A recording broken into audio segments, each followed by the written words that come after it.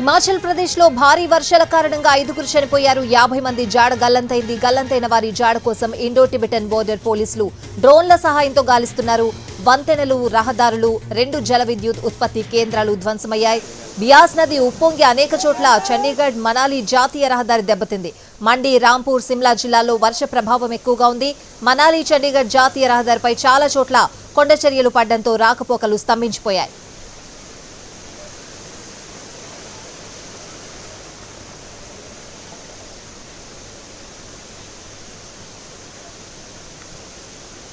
హిమాచల్ ప్రదేశ్ లో భారీ వర్షాల కారణంగా 5గురు చనిపోయారు. 50 మంది జాడ గల్లంతైంది.